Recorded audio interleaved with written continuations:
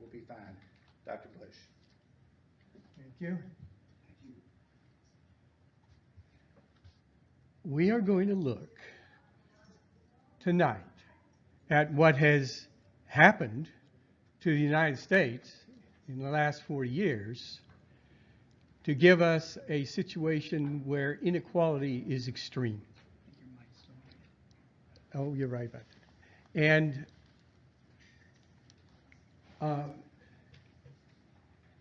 there is a connection between that and terrorism of many forms. And we'll try and make that connection tonight. To begin with, we need that overview of what has happened. The best film I have ever come across on this is titled Park Avenue. We'll be seeing that tonight. It's 59 minutes long, crammed full of information. I've seen it many times, and I can still see it again and get more information out of it. It's just a lot there. But it does tell the story we need to be telling. So let's go ahead with that and then try and talk about it. Okay. Well, yes, it's quite depressing, but we have to face what's really going on. Sometimes I talk to people who aren't sure that this is really a problem. And I would suggest we need only look at a graph like I have on the overhead now to grasp what the issue is. So if you look at the high point on the left, this is the wealth, the percentage of the wealth of the entire United States of America held at that time, and the peak there is 1929, of the top 1/10 of 1%.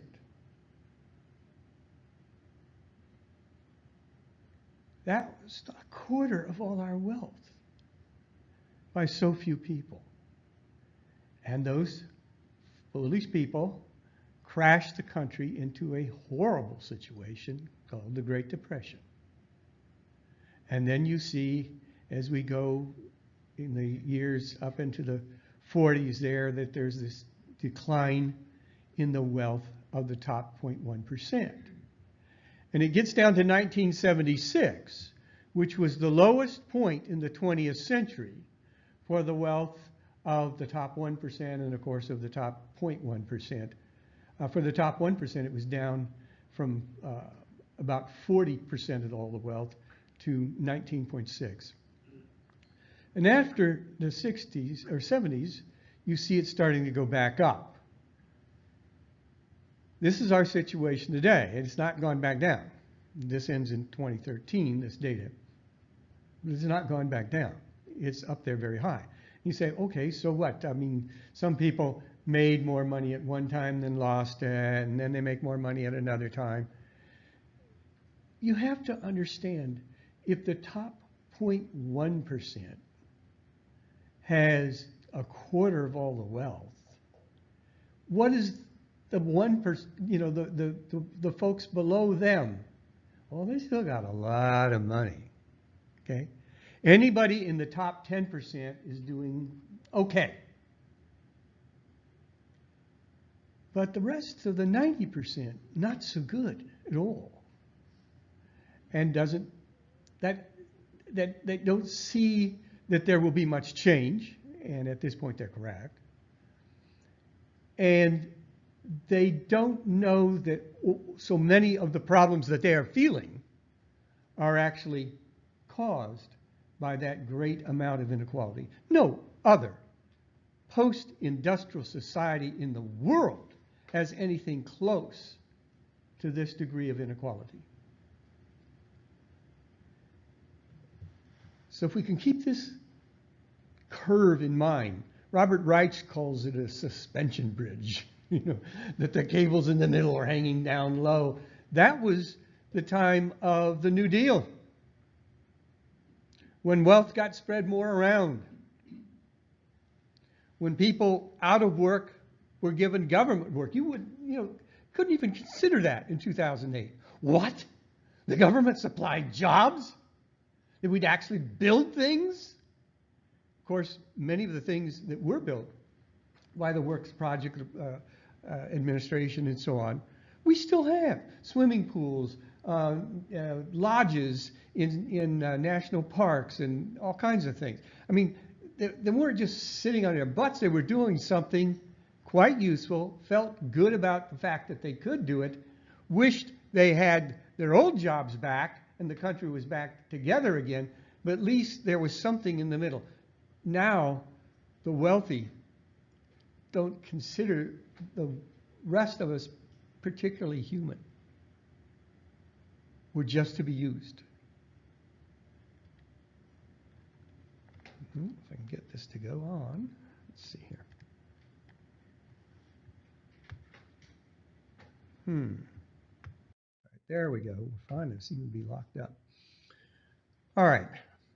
Why don't we, for a moment, think about how an upper class can control a nation. They always will. Don't think we're going to have some great democracy where all the wealth is fairly well spread out and everything. But on the other hand, it doesn't have to be the abysmal situation that we're in now, where people die because they can't get proper health care, where people sleep on the streets because they can't get housing. So Otto von Bismarck was the first chancellor of Germany. He was a conservative, but he created the health insurance program for German workers in 1883. What you don't have yet. And soon after that, programs included old age pensions, disability insurance, and accident insurance. Well, we still got Social Security, if we can hang on to it, from the billionaires trying to get rid of it. They really want it to go.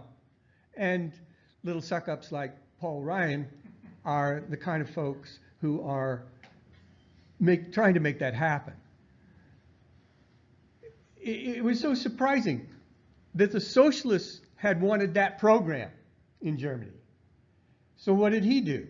He provided that, and the socialists lost power. They were so angry, they voted against it. I mean, almost stupid, but they voted against it. Bismarck was no bleeding heart, as the authoritarians always call anybody who's not authoritarian, anyone who would care anything about somebody else. He was no bleeding heart, but pragmatically set out to appease the middle and lower classes by meeting some of their major concerns, thus protecting the wealth of the upper class and even enhancing it through avoiding strife. It was a clever move. I think in a extremely just world, you could do better than that. But that was the first step in all of Europe for the common people. And it was important to them. So let's look at some ways in which the upper class can exert control.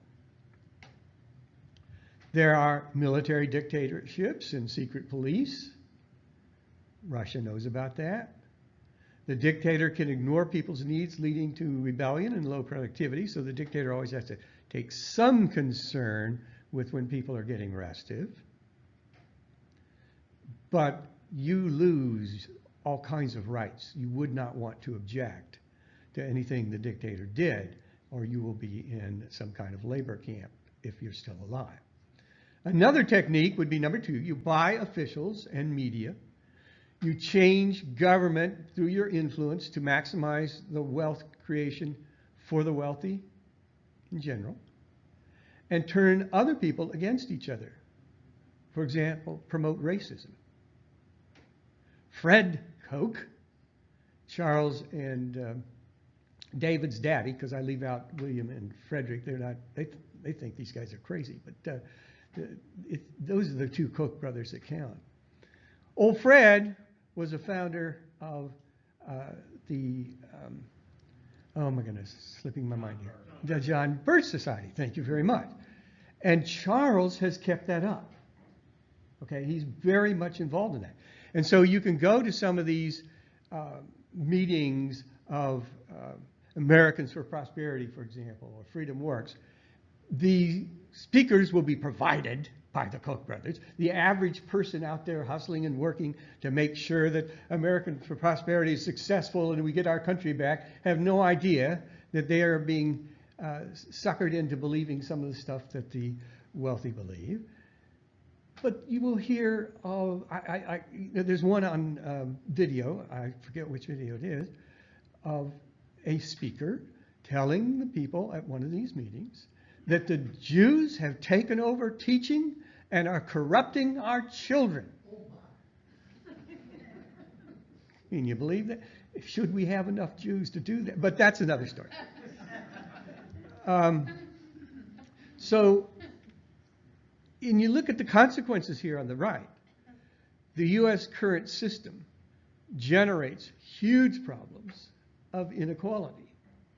Many of the things that we see not going well in our lives, we don't realize are either caused by or aggravated by extreme inequality.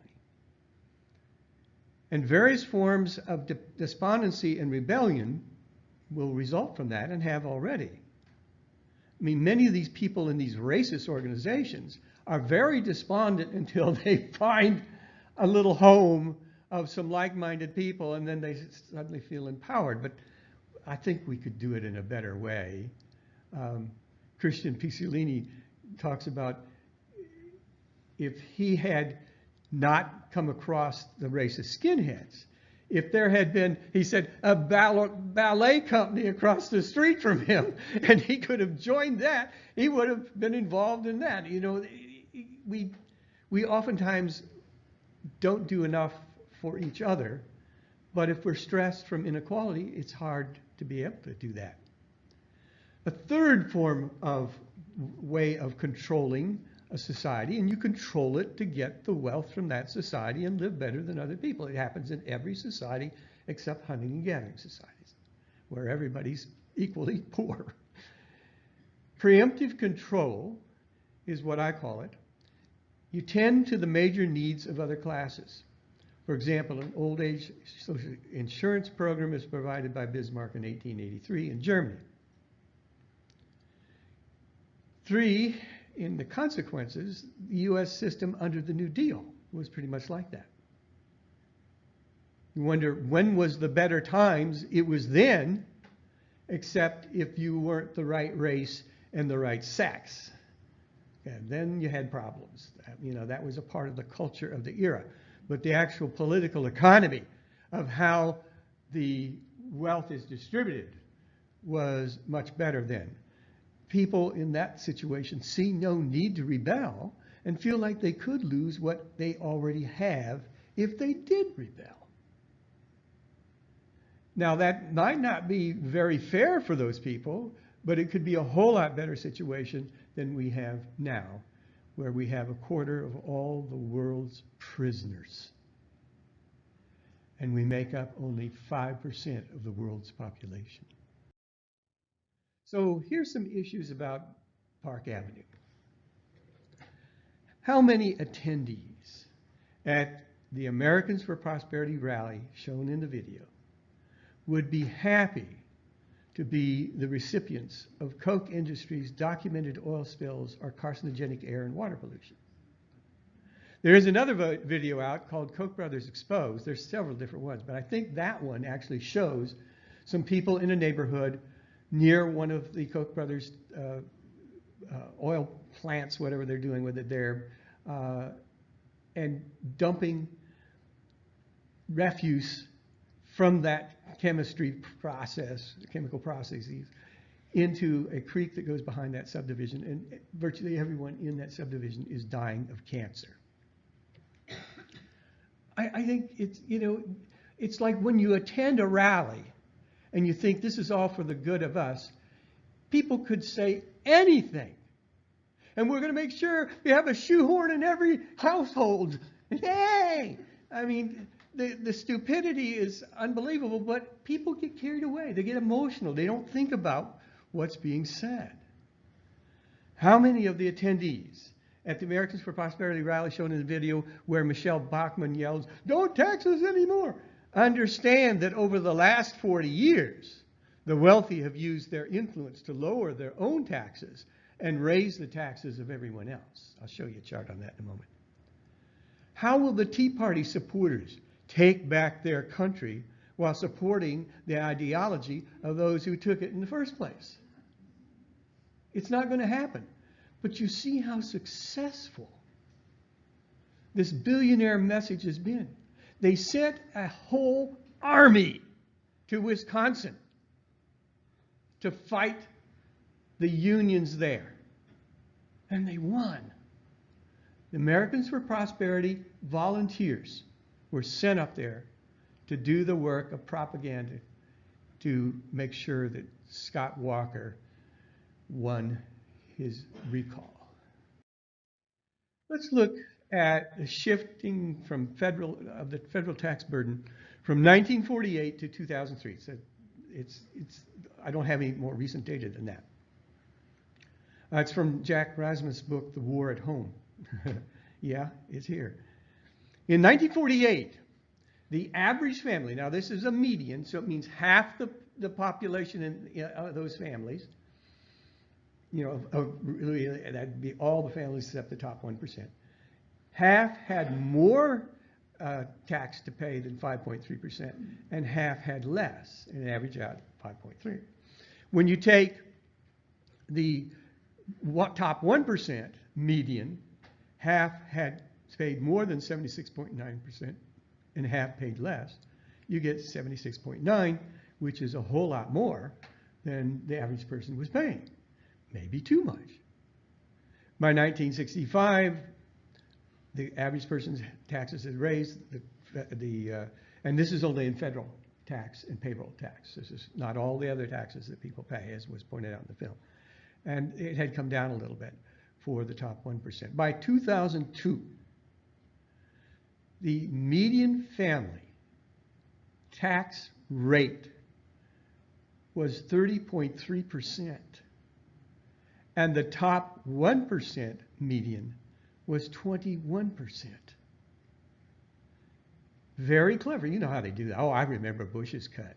Oh, yeah. We all got $600 in the mail. Now, I wanted to use that, Yes, sir, got that. I knew it was a scam, but I still enjoyed my $600. People who were really desperate for any kind of money felt really grateful for that. But what did the billionaires get? An incredibly big tax break. And what does that mean for you in the long run?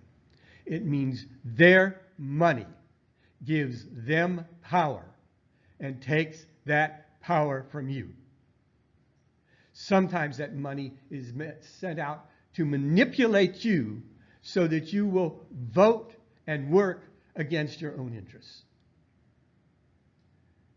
We've seen corruption in government before, where the very wealthy make sure that their good folk get into office and they're paid very well and that sort of thing. Yes, I mean, the United States was never a perfect, even close to a perfect democracy. But I think we have something new going on now.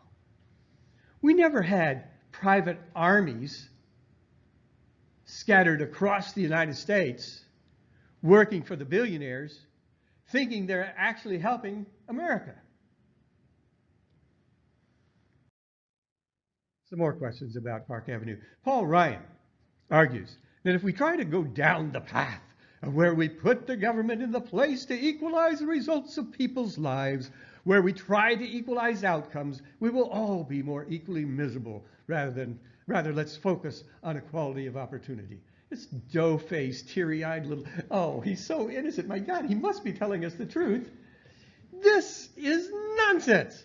Even the former Soviet Union did not try to equalize results of people's lives, since it would be extremely difficult to find anyone today who is advocating such a position. Sure isn't the Democrats that he's implying.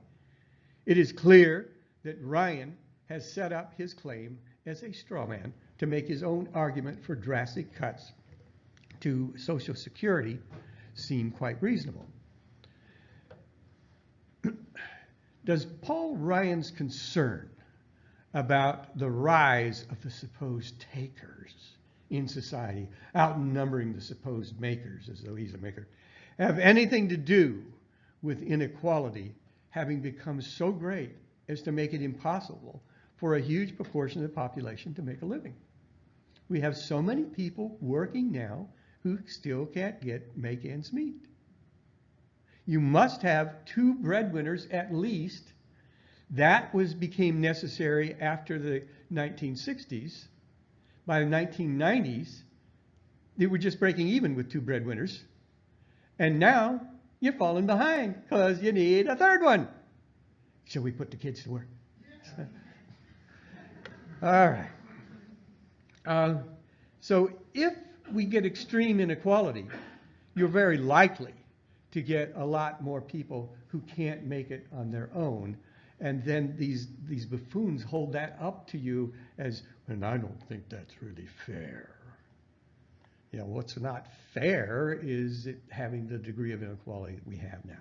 Would you consider the Koch brothers' involvement in Wisconsin through Americans for Prosperity and so on an example of class warfare? Heck yes. The billionaires against the workers. Precisely what it was. And if we can impoverish those workers, then they're going to be easier to control. Maybe. That's just asking for rebellion, I think. I don't know. This is a very volatile situation we have now. Okay, protecting Americans from terrorism and crime. Things to enhance upper class control. Well, one of those things is raise fears of real or supposed foreign and internal enemies, thereby diverting attention and turning people against each other. We've been talking about that throughout this course. Where do we get so many people ready to take up ridiculous ideologies like Nazism? I mean, yes, you get the fascists getting the trains to run on time. People thought that was good.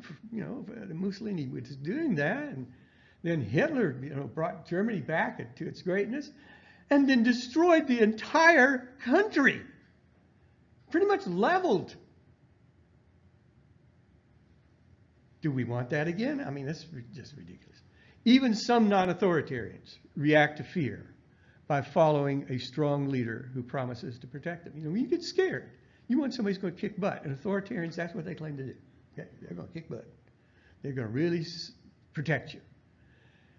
And so somebody comes along who starts talking that way, you can attract a lot of people if a lot of people are feeling they're in big trouble. And in 2016, we were in big trouble. Use terrorism against the populace to combat open rebellion.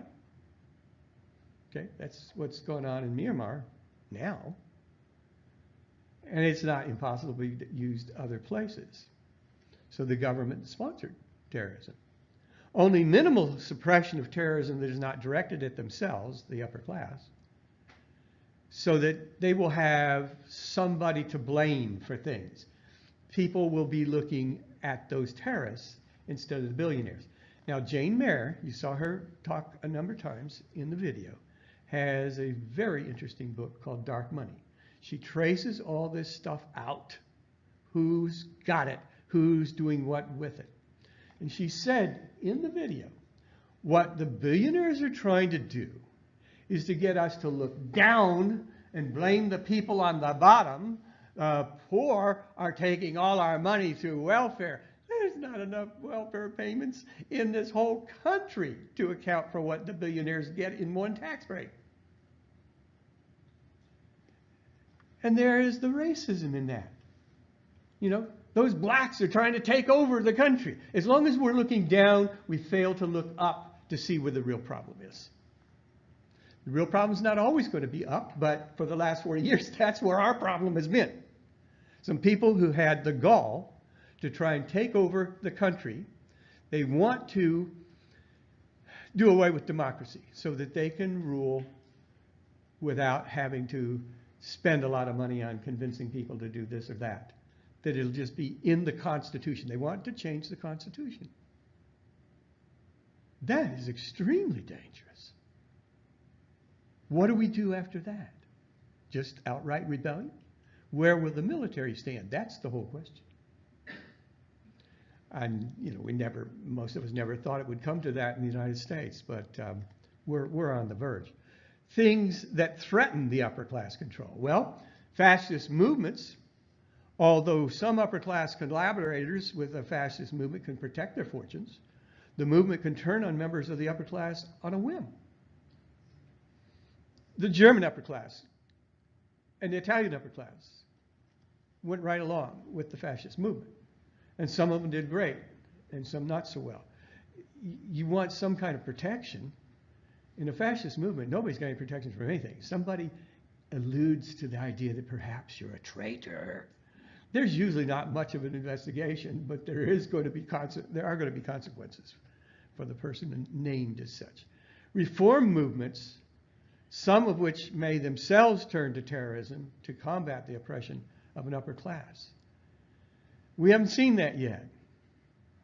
In the 60s, we had some folks running around bombing things, and that gave the upper class the excuse to get even more control because these nuts are loose. So if one goes for rebellion, it's not a very easy thing to do. It probably has to be nonviolent, and there probably has to be a lot of casualties before something turns, maybe the military. All right, freedom from what? There was a man in the video, The Billionaire's Tea Party. And he's at this FreedomWorks, or he is the FreedomWorks director. And he says, we are an organization that believes in lower taxes, less government, more freedom. You can't be for freedom if you are for more power for the government. Government power is the enemy of the people. What does the Constitution say about this? Wasn't the government formed to reflect the interests of the people? So it wouldn't be like England and an aristocracy and a monarch? That's what we're being told now, because that's what the billionaires want. They want a little bit of government left that they control constitutionally. No one can vote on what they say. And in the meantime, they want to decrease it as much as possible. So you keep hearing this stuff going on. John David Lewis, Competitive Enterprise Institute, another one of the Koch brothers supported institutes. What is the theme to the Tea Party? What is the Tea Party about? He's talking the Tea Party rally. Is it about just opposing this and opposing that? Or is there an integrated theme? And that theme I submit to you, and the idea I want to sell you on, is the rights of man. A little sexist, but basically we get the idea. Or do we? The basic issue at stake is the destruction of the rights of those who produce in the United States. Meaning owners. As though they produce everything that their corporations make. The rest of us are just robots. Yeah, well, that's what they're talking about. The rights of the producers. That's what they want in the Constitution. The rest of us not to have any if they get their way. What about the rights of all those who do not produce as the owners of the production? Do we want to be free to breathe the air that has been fouled by someone who wants to be free to get rich? Free to die from a curable disease for lack of health insurance after your job has been outsourced while the company CEO is free to get rich? Are you free to kill your neighbor just to see how it feels? Are there not some limitations to freedom? Why do we go to these rallies and start screaming freedom, freedom, freedom? Freedom from what? That's the question. Nobody asks it. If someone argues for a vague and simplistic conception of freedom, do they have a vested interest in doing so? And might that interest be opposite of what the listener actually needs?